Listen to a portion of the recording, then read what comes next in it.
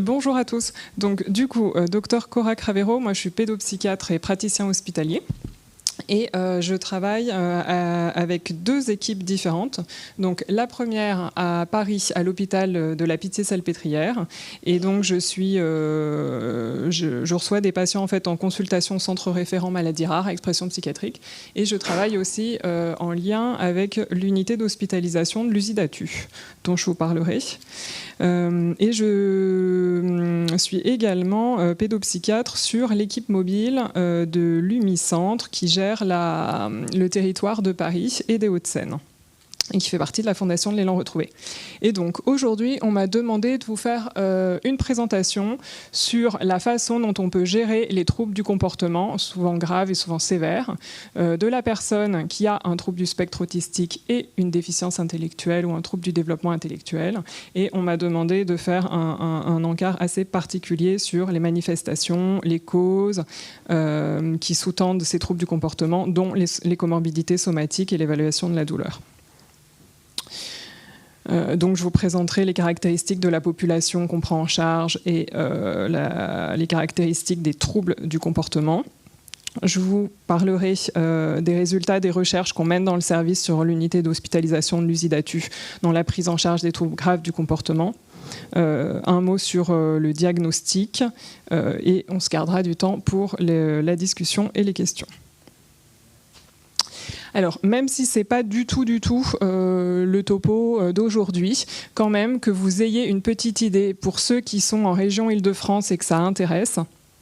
On fait partie en fait vraiment d'un vaste maillage sur le plan territorial et du coup dans les situations complexes, j'insiste complexe, c'est pas les situations simples mais dans les situations complexes en autisme en Île-de-France, il y a tout un dispositif qui existe depuis plus d'une douzaine d'années maintenant, articulé autour d'unités mobiles qui interviennent en ambulatoire dans la région Île-de-France, adossé à un plateau technique à l'hôpital de la Pitié-Salpêtrière et à une unité d'hospitalisation dédiée qui s'appelle l'Usidatu, et tout un partenariat extrêmement important avec les tutelles, avec des collègues de somatique, avec des filières spécifiques, avec les unités médico-sociales et maintenant avec des nouvelles créations d'unités médico-sociales, les unités renforcées d'accueil temporaire, les unités résidentielles pour adultes, et énormément de partenaires associatifs.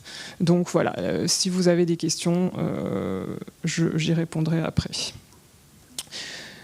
Donc je vais vous présenter donc à l'hôpital universitaire de la Pitié-Salpêtrière, une unité qui existe depuis maintenant 2012, donc une douzaine d'années. L'unité de l'Usidatu, donc unité sanitaire interdépartementale d'accueil temporaire en urgence, qui est une unité finalement qui a vu le jour dans un service de pédopsychiatrie, mais qui prend en charge des patients vie entière, enfants, adolescents, adultes, même si à la base c'est géré par des pédopsychiatres. Et donc qui est implanté dans un hôpital adulte avec un plateau technique important pour les soins somatiques, des centres référents experts, donc c'est extrêmement pratique, et un service aussi de garde qui assure une continuité des soins même pendant la nuit. Cette unité elle est dédiée aux situations qui sont complexes en autisme, donc tous les patients qui sont hospitalisés présentent un autisme sévère, et c'est des situations qui ont résisté à une prise en charge ambulatoire, et donc toutes des situations aiguës ou graves de décompensation, à la fois sur le plan cognitif, à la fois sur le plan comportemental. On essaye pour la plupart dans nos équipes mobiles de gérer les situations en ambulatoire, et on y arrive dans à peu près 95% des cas. Donc ça c'est quand même assez positif, ça veut dire que quand une équipe fonctionne bien, qu'elle est formée et que les collègues ont bien identifié l'équipe, ça peut fonctionner. Et dans 5% des cas, 5% de notre file active, on doit proposer des hospitalisations. Quand il y a de la place à l'Usidatu, on le fait à l'Usidatu. Quand il n'y a pas de place à l'Usidatu, on le fait en pédopsychiatrie chez les enfants adolescents quand il y a de la place, et en psychiatrie adulte de secteur pour les adultes, avec tout ce que ça peut impliquer derrière en termes de collaboration. Actuellement, à l'USI-DATU, il y a 6 lits d'hospitalisation. L'unité a été prévue pour bien plus. Mais comme partout, je pense qu'on a des difficultés aussi de personnel, notamment infirmiers. Donc, si vous avez des connaissances ou des amis, on recrute au niveau infirmier. Et donc, on a une unité enfants-adolescents et à côté, une unité adulte avec un ratio soignant-patient de 0,5 professionnels pour un patient. Et ça, je le note parce qu'il ne faut pas croire que les professionnels sont en 1 pour 1 dans cette unité et encore moins en 2, 3 ou 4 pour 1. Par contre, il va y avoir une énorme prise en charge tout autour de la personne ou du patient, géré par des professionnels médicaux ou paramédicaux. Mais au quotidien, juste au quotidien, il n'y a pas forcément besoin d'avoir vraiment énormément de monde juste sur le quotidien même de la personne. Voilà, et bien sûr, tout le personnel est spécialisé dans les situations complexes en autisme. Oui, je vous ai mis la fiche de hors norme, puisque le film a été tourné dans une unité désaffectée d'un pavillon de l'hôpital Charles Foix, et c'est basé sur les patients qu'on prend en charge dans le réseau des situations complexes en autisme. Et on a participé effectivement à la relecture du scénario. Alors, donc mon propos, en fait, là, se base vraiment sur les situations complexes en autisme quand il y a un trouble du développement intellectuel, c'est-à-dire une déficience intellectuelle ou un retard mental associé, et bien souvent une maladie rare qui les sous-tend. Donc, pour que vous compreniez bien, en fait, le trouble du spectre de l'autisme, il est vaste, il est large, il est hétérogène, et moi, je m'occupe vraiment de cette extrémité-là du spectre, c'est-à-dire les personnes avec un autisme sévère. Et par définition, souvent, quand il y a un autisme sévère, eh bien, malheureusement, il y a un trouble de la déficience intellectuelle qui est associé. Et là, encore une fois, je m'occupe préférentiellement de ceux qui ont une déficience intellectuelle sévère ou profonde. Et ça, qu'est-ce que ça veut dire? Qu'est-ce que ça stipule? Ça stipule que souvent, les personnes, enfants, adolescentes ou adultes, elles ont un âge développemental de moins de 3 ans. C'est-à-dire qu'on est sur des niveaux en dessous de la petite section maternelle. Donc la plupart n'ont pas acquis le langage, ou alors ont un langage mais très peu verbal, parfois moins d'une quinzaine de mots. Et on est dans ce champ-là, souvent dans le champ d'une maladie rare, souvent dans le champ d'une épilepsie associée, souvent des comorbidités multiples. Les comorbidités, c'est des troubles médicaux co-occurrents et elles peuvent être à la fois somatiques et à la fois psychiatriques. Et dans ce cadre-là, il y a une prévalence ou une prédisposition plus importante de troubles du comportement qui, s'ils sont graves, sévères, invalidants, peuvent devenir à un moment des comportements défis. Sur ces types de comportements problématiques, bon, là je ne vais pas m'étendre là-dessus parce que je pense que vous représentez tous très bien ce que sont les troubles du comportement problématique. Je pense que ce qui pose aussi le plus de soucis pour les équipes et les institutions, c'est tous les comportements auto-agressifs ou auto-mutilatoires et tous les comportements hétéro-agressifs. Mais il y en a plein d'autres. Et c'est important et intéressant de les prendre en charge. Là, je vous avais mis la photo en fait d'un adolescent qui mangeait la peinture sur les murs de l'unité d'hospitalisation. Donc l'intégralité des murs a été décapée. Donc je sais qu'il y a des collègues du service qui sont là. Ça, c'était un patient de l'unité Simon et qui avait un pica, c'est-à-dire en fait le fait d'ingérer des substances non comestibles. Et donc ça peut être terre, cailloux, crayon, tout ce que vous voulez. Ça peut être shampoing, gel douche, bref. Là, en l'occurrence, c'était la peinture des murs. Et en quoi est-ce que c'est important? Parce que le pica fait partie des troubles du comportement et souvent, quand il survient après l'âge de 3 ans, il peut avoir une cause qui est traitable et une cause qui n'est pas forcément psychiatrique. Et donc, ça vaut la peine à ce moment-là de faire un bilan de pica. Et il peut y avoir ça peut être sous-tendu par des problèmes d'inflammation digestive haute. Mais je vous en parlerai un peu plus tard. Donc, un des enjeux quand on est face à des troubles du comportement, c'est de pouvoir distinguer en fait si c'est des troubles du comportement isolés ou si vraiment il y a vraiment une répétition et que ces troubles du comportement vraiment augmentent en fréquence, commencent à perturber l'autonomie de la personne et que ça devient vraiment des crises de troubles du comportement. Et la succession de crises, c'est ce qu'on appellera la décompensation comportementale. Et souvent, quand il y a une décompensation comportementale, il y a aussi une décompensation sur le plan cognitif, c'est-à-dire que l'autonomie de la personne est extrêmement entravée, qu'elle perd complètement en autonomie, souvent que les prises en charge s'arrêtent et que les ruptures de parcours se font. Et donc là, il y a un enjeu quand même majeur de différencier d'une part les comportements un peu isolés de d'authentiques troubles du comportement. Pourquoi ? Parce que dans les cas de comportements isolés, eh bien, ils peuvent tout à fait survenir dans le champ de l'autisme avec déficience intellectuelle et souvent autres problèmes associés. Et dans ces cas-là, c'est plutôt une prise en charge développementale, une prise en charge au long cours, une prise en charge souvent vie entière, et elle repose beaucoup plus sur l'accompagnement psychoéducatif et des autres collègues plutôt que l'approche purement médicale.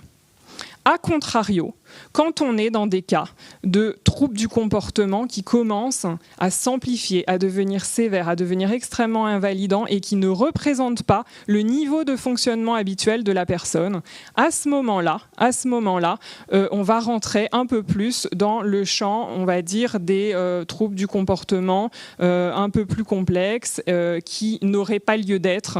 Et dans ces cas-là, pour cela, il va falloir essayer d'élaborer des hypothèses, de trouver les causes et de les traiter.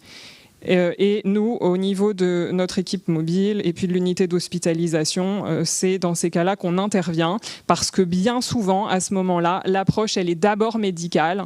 Et une fois que le médical est géré, on peut redonner la main aux collègues pour faire des approches beaucoup plus fonctionnelles, psychoéducatives, développementales, psychomotes, orthophonie, kiné, ergothérapie, tout ce que vous voulez. Mais voilà, il y a d'abord cette démarche-là à faire. Une autre façon de vous le dire, c'est que quand on est dans l'état de décompensation, on va essayer donc de comprendre ce qui sous-tend les troubles du comportement pour les traiter, proposer les traitements les plus adaptés afin que la personne revienne à son niveau développemental de base. Et pourquoi j'insiste là-dessus vraiment assez lourdement ? Parce que il ne faut pas croire que des troubles du comportement extrêmes qui se mettent à arriver sont inhérents à l'autisme et ou à la déficience intellectuelle. Non, dans ces cas-là, il va falloir essayer de trouver ce qui les sous-tend. Et pourquoi est-ce que c'est un enjeu ? C'est un enjeu parce que trouble du comportement n'est pas forcément égal à psychiatrie et du coup n'est pas forcément égal à traitement neuroleptique. Les traitements neuroleptiques peuvent avoir une bonne indication dans la gestion de certains problèmes développementaux, mais ne peuvent pas être la réponse évidemment à tout. Et donc il y a un enjeu aussi de santé publique à ce niveau-là. Donc voilà, bon ça c'est une autre façon de le dire, mais par rapport à une personne qui a des troubles du neurodéveloppement, dont la cause est connue ou pas forcément, des troubles co-occurrents, appelés comorbidités, peuvent se gérer, qu'elles soient somatiques, qu'elles soient psychiatriques, et même un peu chez l'adolescent, mais surtout chez l'adulte, des effets secondaires des traitements et une part de iatrogénie après, qui entrave encore plus le tableau. Et qu'il faut traiter. Il faut absolument pouvoir traiter toutes les comorbidités pour pouvoir après reprendre la prise en charge classique, entre guillemets, simplement des troubles du neurodéveloppement, qui est celle que vous voyez sur la droite de la slide, où ça, c'est plutôt la prise en charge après, j'ai envie de dire, de base du tout venant et qu'il faut poursuivre vie entière. Alors, je vais vous présenter des résultats assez intéressants sur les 70 premières hospitalisations qui ont été effectuées dans le service à l'USI d'Atu.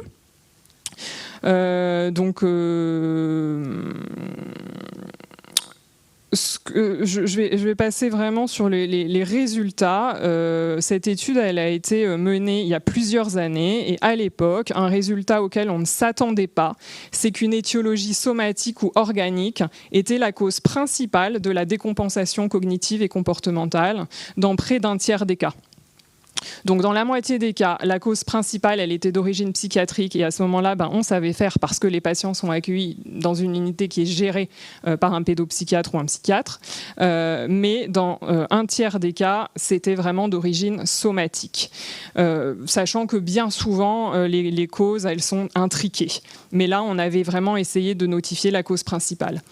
Et donc, tout ça pour vous dire que finalement, au niveau sociétal, dès qu'il y a des troubles du comportement, entre guillemets, c'est aux psychiatres de s'en charger, et ils sont hospitalisés en unité de psychiatrie. Mais là, l'unité, maintenant, ça fait 12 ans qu'elle existe, elle s'est presque transformée en unité de médecine interne, tellement il y a de problèmes somatiques importants à gérer. Et donc, je suis ravie qu'au niveau de la Pitié, l'unité d'Handiconsulte soit aussi chapeautée par des collègues somaticiens, dont une collègue interniste, parce que je pense que c'est vrai que c'est important. Et donc, un des résultats de cette étude, je pense qu'il n'y avait pas besoin d'une étude pour le dire, mais que diagnostiquer et traiter une maladie somatique ou une comorbidité psychiatrique prédit bien sûr une meilleure évolution en termes de devenir pour la personne. Et donc, nous avons essayé d'élaborer un modèle de raisonnement que tout un chacun peut appliquer pour les patients qu'il prend en charge, de raisonnement qui est à la fois systématique, mais qui est aussi extrêmement ciblé selon la topographie des troubles du comportement. Et ça, je vais vous expliquer après ce que ça veut dire. Donc ça, c'est la suite de l'étude sur les 160 premières hospitalisations à l'Usidatu. Je vais vous présenter les résultats enfants-adolescents et après les résultats adultes. Donc ce que vous pouvez voir sur les encadrés verts et encadrés bleus, c'est que finalement, pourquoi est-ce qu'ils étaient hospitalisés et quelle était la cause de la décompensation ? Eh bien, vous avez presque 90% de comorbidité somatique. Donc ça, c'est énorme. Et c'est vrai que quasiment tous nos patients, ils ont des problèmes de constipation chronique, de subocclusion, de problèmes d'œsophagite et ou de gastrite. Les jeunes femmes ou les filles, il y en a un peu moins en hospitalisation parce que ça c'est le sexe ratio, mais quand il y en a, il y a des problèmes gynécologiques qui sont passés inaperçus. Des problèmes d'épilepsie, bref, je vous fais pas toute la liste, mais elle est conséquente.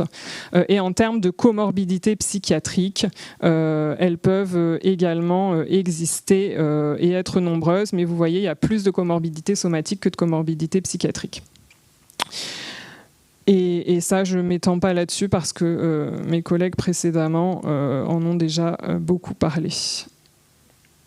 Voilà. Et pareil, chez les adultes, vous avez ici le nombre de comorbidités somatiques, beaucoup plus d'épilepsie dans notre population, un adulte sur deux, et encore, il y en a plein certainement qui seront diagnostiqués dans l'avenir et dont l'épilepsie n'est encore pas connue.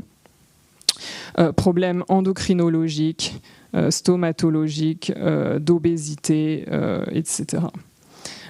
Et des comorbidités aussi psychiatriques. Et là, j'insiste aussi là-dessus, c'est qu'en termes de prévalence, il y a beaucoup plus de troubles anxieux et beaucoup plus d'épisodes dépressifs que le reste des comorbidités.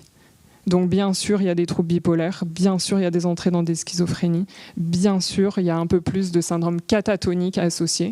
Mais déjà, je pense qu'il y a beaucoup de syndromes anxieux et de syndromes dépressifs qui peuvent tout à fait être pris en charge, repérés, traités. Et ça reste quand même extrêmement important de pouvoir faire les diagnostics. Pourquoi ? Parce que, encore une fois, quand il y a un problème psychiatrique surajouté, en plus de l'autisme, de la déficience intellectuelle, etc., c'est pas la même chose de prendre en charge un épisode anxieux ou dépressif que de prendre en charge une vraie entrée dans la schizophrénie. Parce que dans le second cas, ce sera un traitement neuroleptique, entre autres. Dans le premier cas, ça peut être géré par des mesures non médicamenteuses, et quand il y a des mesures médicamenteuses qui sont proposées, et ben dans ces cas-là, on propose un antidépresseur à visée antidépressive et ou à visée anxiolytique. Et je vous assure que dans ces cas-là, on est content que les collègues aient fait le diagnostic, parce qu'on ne se retrouve pas avec un patient qui a un neuroleptique, deux neuroleptiques, trois neuroleptiques ou plus si affinité, et les effets secondaires des neuroleptiques qu'il va falloir en plus après gérer. Sur les pathologies somatiques, il y a une négligence fréquente dans cette population. Pourquoi ? Du fait du manque de compliance de la personne, du fait des difficultés de communication, parce que c'est sûr que quand il n'y a pas de langage ou qu'il y a des difficultés à exprimer la gêne, l'inconfort, la douleur, et qu'elle s'exprime différemment, c'est compliqué pour les personnes qui n'ont pas l'habitude de pouvoir les prendre en charge. Aussi parce qu'il peut y avoir des difficultés à localiser la douleur, parce qu'on est dans un public dont l'intégration de ce qu'on appelle la représentation du schéma corporel peut être très limitée. Aussi parce qu'on est dans le champ de maladies rares avec des tableaux complexes et qu'il peut y avoir des polyhandicaps et des intrications multiples. Et puis parce que la personne ne se plaint pas et que souvent elle est représentée par des parents ou par une curatelle ou une tutelle, et que la demande est essentiellement celle de l'entourage quand il y en a un, et que si l'entourage demande rien, ça peut passer inaperçu pendant des années. Voilà. Et donc une collègue de Montpellier, professeur Bagdadli, disait l'accès aux soins est réduit, ne serait-ce que parce que la plainte est mal exprimée. Et je trouvais ça très vrai. Alors, en ce qui concerne l'évaluation de la douleur dans cette population, eh bien, il faut se savoir, maintenant je pense que tout le monde le sait, mais que quand elle n'est pas verbalisée et quand elle n'est pas localisée, la prise en charge de la douleur, elle est essentiellement liée aux capacités de l'entourage ou des professionnels à déterminer la source de la douleur, à évaluer son intensité, à émettre des hypothèses sur ses origines. Donc, bien sûr, quand c'est possible, on peut utiliser des échelles d'évaluation de la douleur en fonction de l'âge et en fonction du niveau de communication réceptif et expressif de la personne. Et quand on est dans un endroit qui le peut, on peut associer ça à un monitoring des paramètres physiologiques, parce que ça peut tout à fait renseigner. Et c'est très important de pouvoir se référer, d'une part, à la description de comment va la personne quand elle est bien et quand elle est stable, à titre comparatif, et d'autre part, si jamais la personne a déjà expérimenté à un moment des douleurs, des fractures, des prises en charge algiques, aux manifestations verbales et comportementales qu'il a présentées ou qu'elle a présentées à ce moment-là. Et enfin, quand on est vraiment sur le public là dont je m'occupe, très compliqué d'utiliser des échelles, très compliqué, et on essaie plutôt de se référer à des signes cliniques qui sont évocateurs d'une cause algique. En particulier, si les troubles du comportement surviennent sans aucun contexte, qui ne sont pas en lien avec l'environnement, de manière impromptue, sans raison évidente, sans lien tangible avec l'environnement, ça doit être un signe d'alerte. Et puis quand il existe aussi de l'auto-agressivité ou des automutilations, la fréquence, la temporalité, la durée et la topographie des lésions, c'est-à-dire l'endroit où le jeune se frappe, ou alors certains types de comportements hétéro-agressifs, ou l'association de certains troubles du comportement, doivent nous faire orienter sur certains types de douleurs en particulier. Et donc ça, je vais vous les décrire dans quelques diapos. Et évidemment, si la personne s'exprime, et là, c'est bon, pas de problème, vous n'êtes pas du tout obligé d'avoir ce raisonnement-là. Alors, en termes d'échelle, je vous les présente, mais après, ne me posez pas forcément des questions là-dessus, parce qu'au quotidien, je ne les utilise pas. Mais j'ai fait la revue de la littérature sur le sujet, donc je peux en tout cas vous les présenter. Il n'y a pas d'études ou d'outils d'évaluation de la douleur validés vraiment spécifiquement auprès de cette population. Mais il y en a une, l'échelle ESDA, qui est en cours de validation. Pourquoi ? Parce que les outils ont été vraiment validés en large majorité auprès d'enfants, adolescents et adultes, surtout dans le champ du trouble du développement intellectuel. Et certains ont inclus dans leur population d'études des personnes avec autisme, mais ça n'a pas été fait spécifiquement dans le champ de l'autisme. Donc, les auto-évaluations sont possibles. Vous aurez les slides, donc ça, je passe là-dessus. Et quand l'auto-évaluation n'est pas possible, vous avez les hétéro-évaluations faites par des tiers. Donc, la plus validée chez les enfants et les adolescents, c'est la GEDI, grille d'évaluation de la douleur déficience intellectuelle. Vie entière, et l'équipe du CRA de la région Rhône-Alpes a modifié 2 items pour en faire une version un petit peu plus spécifique dans le champ de l'autisme. Et après, voilà, vous avez d'autres types d'échelles, certaines où c'est intéressant parce que vous n'avez pas besoin de connaître le patient pour pouvoir utiliser ces échelles, et d'autres, si jamais c'est un patient bien connu en institution, vous pouvez utiliser d'autres types d'échelles. Donc ça, c'est chez les enfants et les adolescents. Et chez les adultes, pareil, l'auto-évaluation quand elle est possible, et puis quand elle n'est pas possible, l'hétéro-évaluation. Et donc là, Hélène vous a déjà parlé de l'échelle ESDA. Voilà, mais il y en a d'autres, l'échelle EDAP, l'échelle GEDI aussi qu'on peut utiliser vie entière, et d'autres échelles un peu plus spécifiques pour la personne âgée.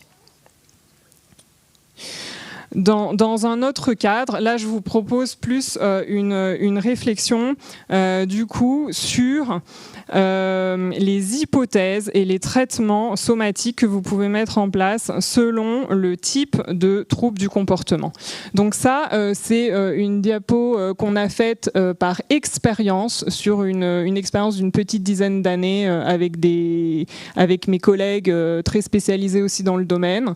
Et c'est une diapo qu'il faut prendre avec modestie et qu'on améliore au fur et à mesure de l'expérience. En tout cas, vous verrez si jamais dans les patients que vous prenez en charge ou vos résidents, si vous avez des situations comme ça qui vous viennent en tête quand vous voyez ce type de manifestation comportementale. Donc là, je peux en détailler par exemple 2 qui sont les plus importantes et qui arrivent vraiment de manière ultra fréquente. Donc la première, c'est un patient qui va présenter des troubles du comportement autour des repas, qui va se mettre à agripper au niveau des poignets, au niveau des vêtements, au niveau des cheveux, qui peut présenter un pica, qui peut avoir des conduites de recherche alimentaire, qui peut avoir des problèmes de crachat, éventuellement de grincer des dents, éventuellement d'avoir un méricisme, en tout cas des troubles centrés un peu autour de la sphère orobuco-faciale. Et si en plus cette personne-là présente une petite anémie ferriprive au bilan sanguin, eh bien il y a une excellente indication d'une part à faire une recherche d'Helicobacter pylori et d'autre part de lui prévoir une fibroscopie œsogastro-duodénale, souvent sous anesthésie générale parce que sinon l'examen est impossible à faire.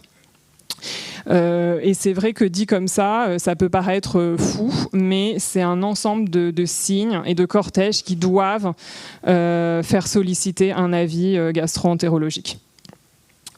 Autre exemple, un patient qui se met à se déshabiller ou à s'appuyer sur le ventre ou avoir des balancements de stéréotypie d'avant en arrière, qui se met à avoir une instabilité psychomotrice, qui fait des efforts de pousser comme ça, qui se met le doigt dans les fesses, qui a des fausses diarrhées du constipé, qui se met à perdre la propreté alors qu'il l'avait acquise, qui peut même aller jusqu'à étaler ses selles, voire même les porter à la bouche, qui présente un météorisme abdominal et qui peut présenter des troubles du comportement extrêmement violents avec une agressivité explosive alors que ça n'était pas son niveau de fonctionnement habituel, eh bien ce patient-là, très vraisemblablement, qui présente des douleurs très importantes de constipation.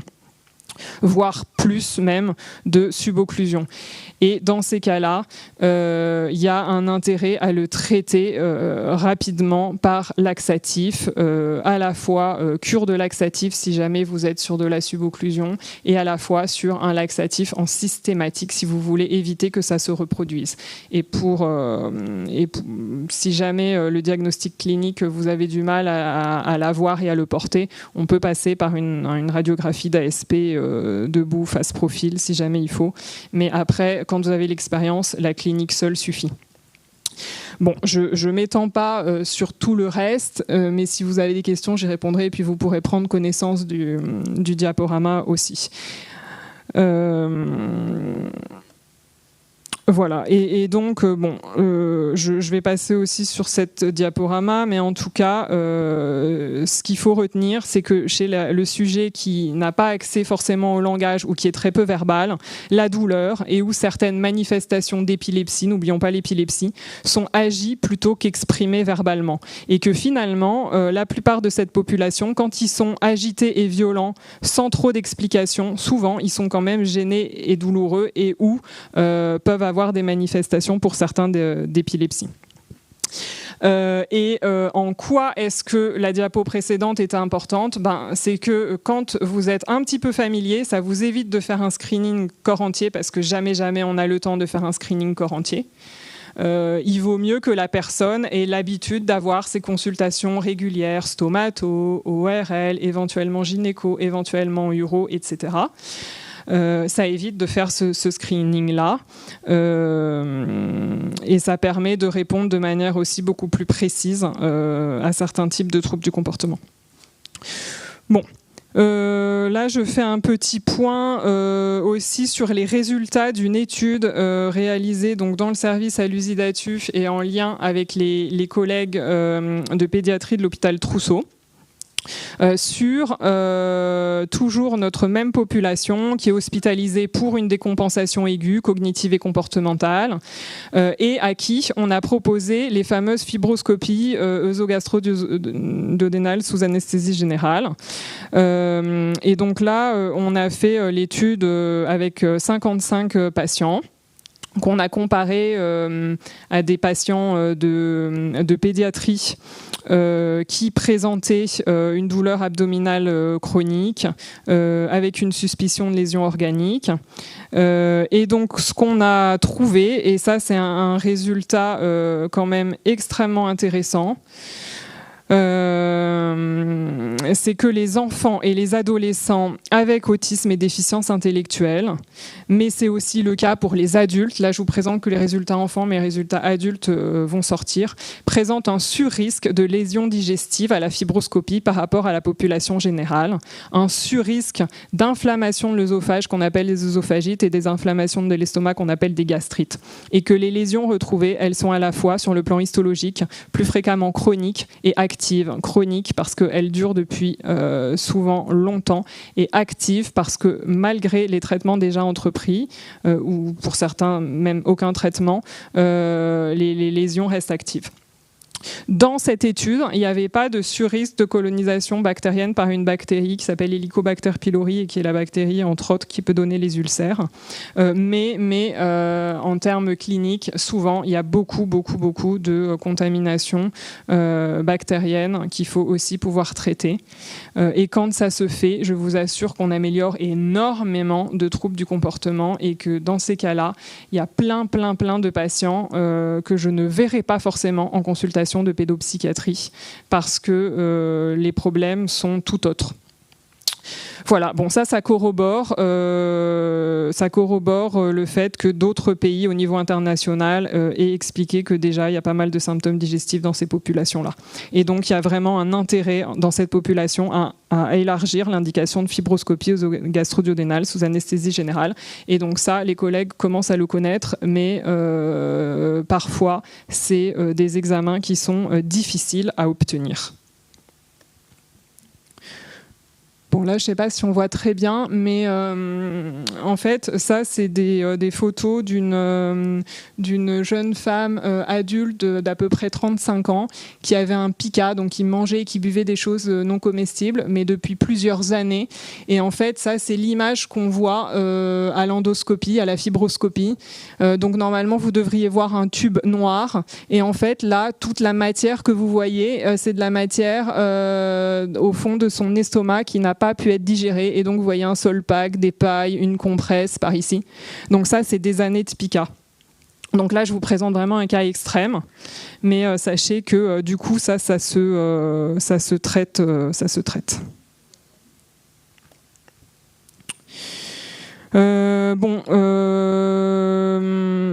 Sur les dispositifs qui peuvent aider à réaliser des soins somatiques, il y a des dispositifs classiques. Je m'étends pas forcément là-dessus. Et il y a des dispositifs, je dirais, un petit peu plus spécifiques et carrément des dispositifs un peu innovants qu'on n'a pas toujours le loisir de pouvoir obtenir. Et encore, ça se discute. Je vais vous les montrer en images. Donc les dispositifs spécifiques, là c'est les premières diapos A et B. En fait, vous avez une sorte de planche avec des scratchs dans lesquels on peut installer la personne. Il y a des formes pédiatriques et des formes adultes, ça s'appelle le Pepouse Board. Et on peut, ça peut être très très pratique pour la réalisation de certains soins somatiques parce que ça évite qu'il y ait plusieurs personnes qui se mettent carrément sur le patient pour le maintenir, pour qu'il puisse bénéficier d'un examen clinique ou de soins. Et à ce moment-là, on peut descratcher pour faire un ECG, pour faire une prise de sang, bref, pour faire un scanner. Bon. Et après d'autres dispositifs, là c'est pas trop le lieu d'en parler, mais en tout cas sachez qu'ils existent. Et là c'est plus du domaine, je dirais, de l'innovation parce que certains sont commercialisés quand même, mais c'est pas forcément accessible à tous non plus dans le médico-social. Là il y a un paravent tripartite qui existe et qui peut avoir vraiment des bons intérêts. Et puis sachez qu'il y a aussi des équipements de protection pour les patients et puis aussi pour les professionnels qui peuvent être une aide à la fois pour réaliser des soins somatiques et à la fois sur certains temps de prise en charge, sur des étapes particulières, le temps que certains autres traitements agissent. Et ça, du coup, c'est du matériel pas spécialisé, c'est vraiment du matériel de sport. Et il y a certains types de matériel ultra spécialisés où on demande l'aide d'orthésistes, mais sachez que sinon, les équipements de protection, c'est surtout du matériel sportif, Decathlon, Go Sport, et on adapte avec innovation.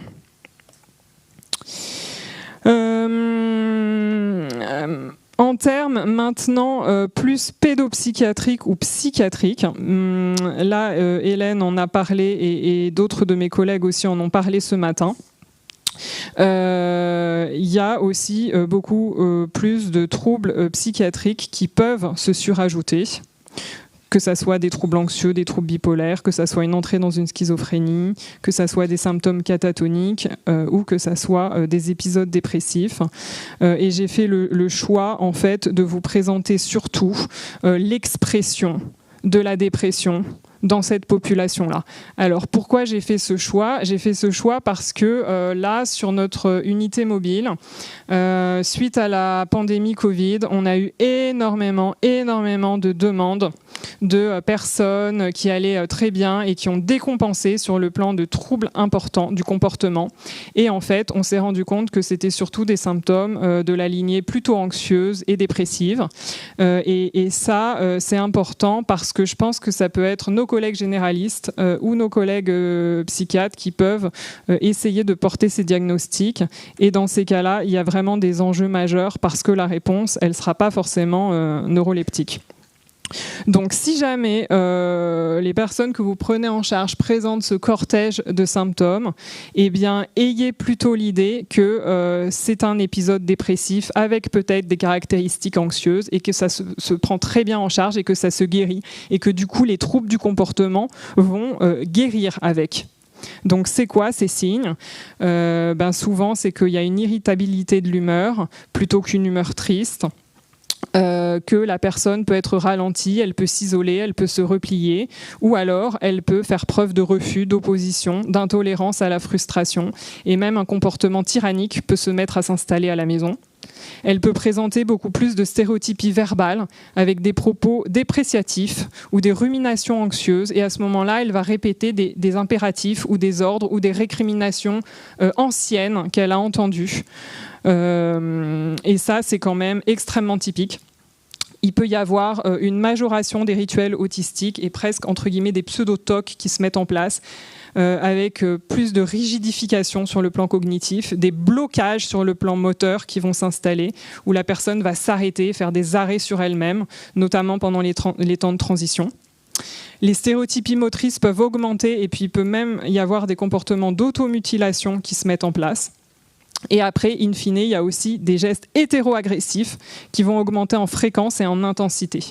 Et pendant ce temps-là, la personne commence à se désintéresser progressivement, même de ses intérêts autistiques électifs. Et en phase avancée, il n'y a que les intérêts sensoriels qui risquent de persister. Et donc, la dernière chose que vous pouvez faire avec eux, c'est les emmener se balader. Mais ça reste encore la dernière chose possible. Et après, bien sûr, des troubles du sommeil, de l'alimentation, de la libido. Donc quand vous avez cette clinique-là, et là j'insiste lourdement, parce que si jamais il y avait un message que je voudrais que vous puissiez retenir, ce serait quand même celui-là, c'est que dans ces cas-là, ne pensez pas que c'est une entrée dans une psychose ou une schizophrénie. Dites-vous que c'est des caractéristiques dépressives et ou anxieuses. Allez chercher éventuellement les facteurs de contexte qui peuvent sous-tendre ce genre de problème et traitez-les comme tels. Et ça répond vraiment pas très bien du tout aux neuroleptiques. Bon, voilà, ça c'est une diapo récapitulative de ma collègue italienne Mariana Gianitelli qui est responsable de l'unité d'hospitalisation de l'Usidatu. Donc là, vous avez tout résumé sur cette diapo-là. Donc ça intéresse plutôt les collègues médecins et les collègues infirmiers. Voilà, finalement, j'espère que vous aurez un peu compris la démarche. Les troubles du comportement, c'est que ce qu'on voit, c'est-à-dire c'est que la partie émergée de l'iceberg. Et au-delà de ça, il ne faut pas se dire, je vous l'adresse, il a des troubles du comportement, je veux savoir quelle dose de neuroleptique. Non, mon propos n'est pas là. Mon propos, c'est décrivez-nous les troubles du comportement. Vraiment, décrivez-les-nous, faites cet effort-là sur le plan sémiologique. On va voir ce que ça peut sous-tendre. Si jamais on s'oriente vers une cause de douleur, si jamais on s'oriente vers une cause d'épilepsie, si jamais on s'oriente vers des effets secondaires des traitements, on va d'abord essayer de gérer ça. Une fois que ça c'est géré, moi je pourrais faire mon travail de pédopsychiatre, c'est-à-dire voir s'il n'y a pas un trouble psychiatrique en plus de tout ça qui existe. Mais avant, je suis obligée d'écrémer le reste parce que sinon, je ne peux pas avoir accès à ma clinique pour poser mes diagnostics sur le plan psychiatrique. Et une fois que ça c'est fait, eh bien, vous allez voir que les troubles du comportement, vous allez les diminuer et il va rester éventuellement, s'il reste des troubles du comportement, que des troubles du comportement résiduels, entre guillemets, je dirais, et là qui font plus partie du fonctionnement classique et inhérent et développemental de la personne. Voilà, et c'est ça que j'aimerais que vous reteniez de mon propos. Donc voilà, vous avez là le résumé en termes diagnostiques. Je passe.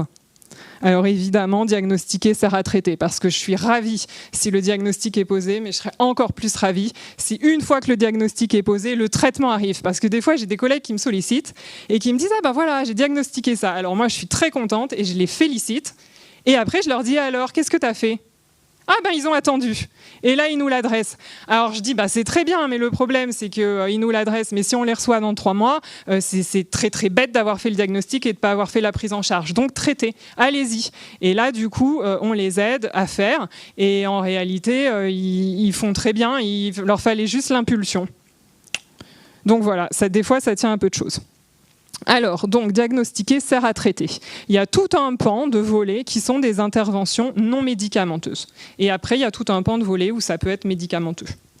Donc les interventions non médicamenteuses, là aussi peut-être que je ne m'étends pas parce que tout le monde en a déjà largement parlé aujourd'hui, c'est tout ce qui est du domaine des rééducations fonctionnelles développementales. Il y a des interventions développementales qui sont spécifiques, il y a des interventions aussi comportementales et communication facilitée qui sont spécifiques. Et ça, vraiment, c'est le fond de la chose. Mais ça, c'est censé être la prise en charge normale et classique. Encore faut-il pouvoir la mener et encore faut-il avoir les personnes qui le font sur vos territoires.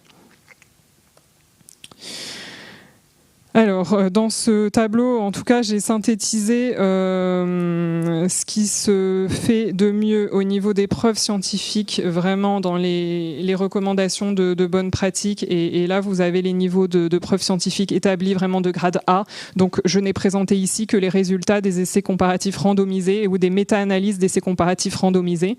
Donc, vous avez là les gold standards de tout ce qui se fait.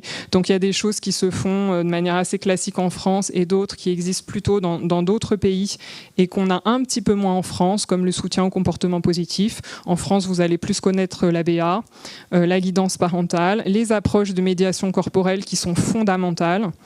Et après, les autres propositions, c'est pour des publics qui sont de meilleur niveau que ceux dont je m'occupe, mais qui sont très intéressants pour ces publics sans déficience intellectuelle ou avec des déficiences intellectuelles légères, voire modérées.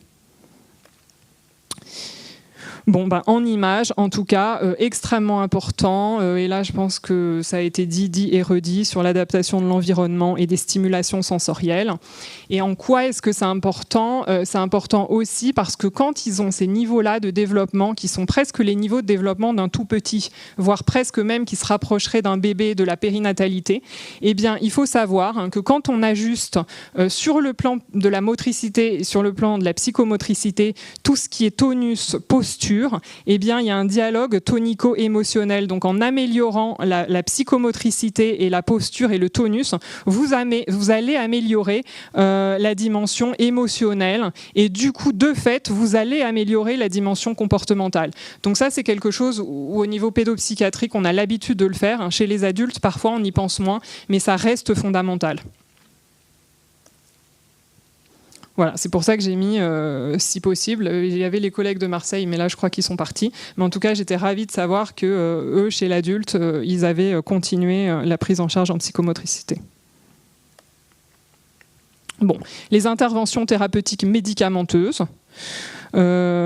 Évidemment, elles sont étiologiques si possible, c'est-à-dire qu'on traite la cause, donc ça c'est mieux si on arrive à la déterminer, avec des avis spécialisés, en traitant les comorbidités à la fois somatiques et à la fois psychiatriques, s'il y en a.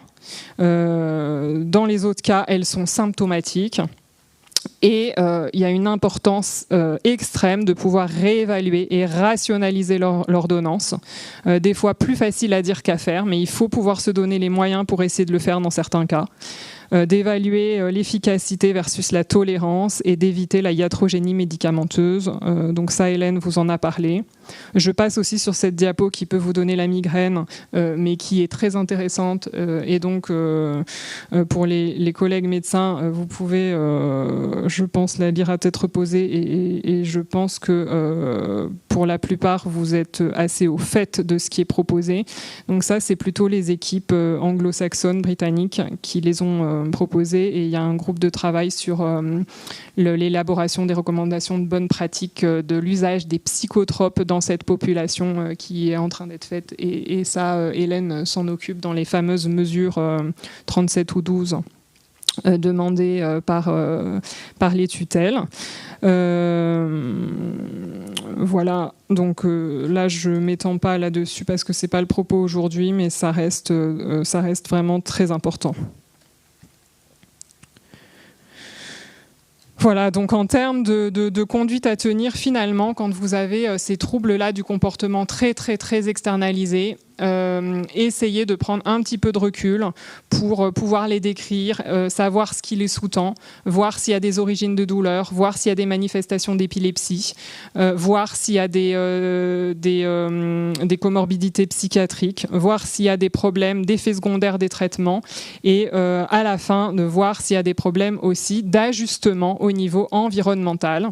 Mais ça, je vous donne la démarche un petit peu pas dans ce sens-là parce que c'est très difficile de vous dire d'emblée qu'il y a des problèmes environnementaux ou des problèmes psychiatriques si jamais vous n'avez pas évalué les autres dimensions avant, parce que vous allez avoir des choses qui vont vous masquer vraiment les causes qui sous-tendent les troubles du comportement. Voilà. Et après, bon là c'est en anglais, mais c'est les deux petits encarts en vert où vous avez les traitements. Donc de manière très schématique, mais si c'est un épisode dépressif, vous pouvez adjoindre aux autres mesures pour traiter la dépression un antidépresseur. En cas de décompensation sur une maladie bipolaire, c'est un traitement régulateur de l'humeur qui peut fonctionner. Si vous avez un déficit d'attention avec ou sans hyperactivité important, vous pouvez proposer, s'il y a une indication, un psychostimulant, etc., etc.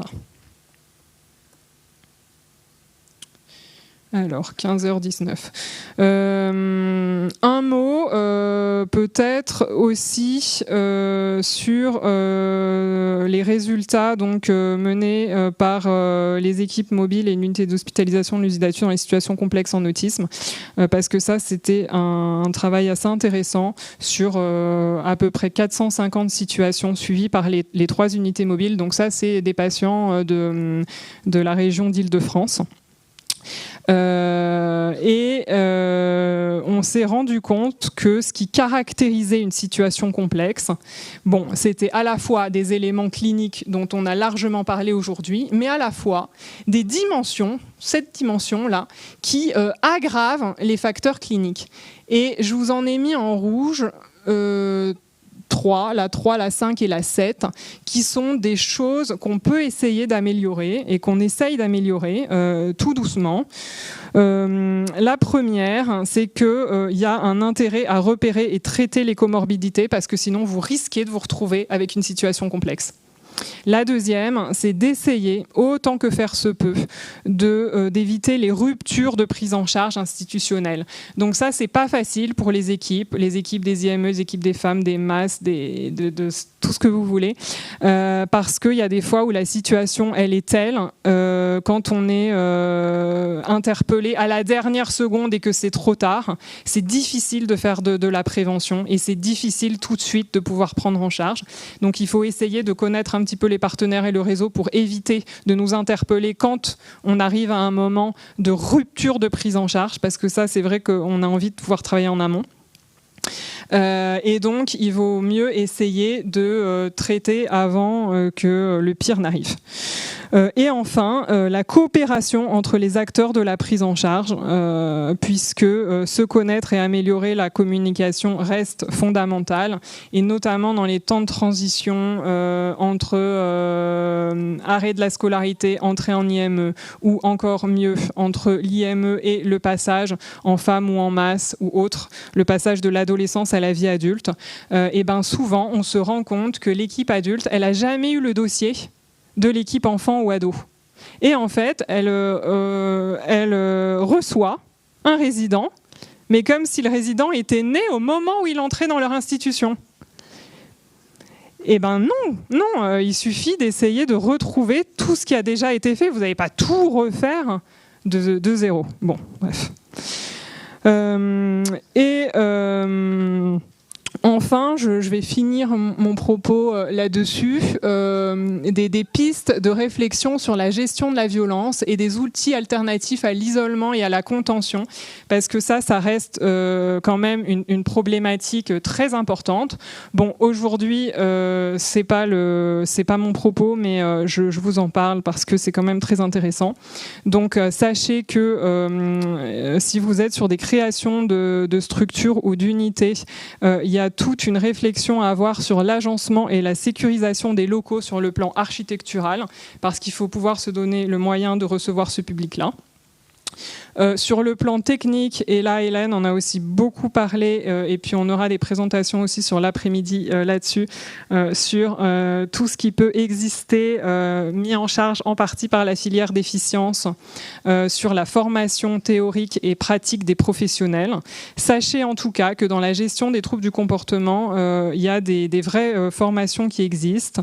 Il y a la formation qu'on appelle PCMA, il y a la formation qu'on appelle Omega, qui sont des formations sur les stratégies de prévention, de désamorçage, d'intervention et de désescalade des troubles du comportement. Et c'est hyper important parce que c'est ce qui permet d'arriver au travail le matin et d'être serein parce qu'on sait qu'on est formé pour pouvoir éviter certains coups ou les prendre en charge ou aider un collègue qui s'en prend. Donc c'est très très concret et pratique, en plus de la formation théorique.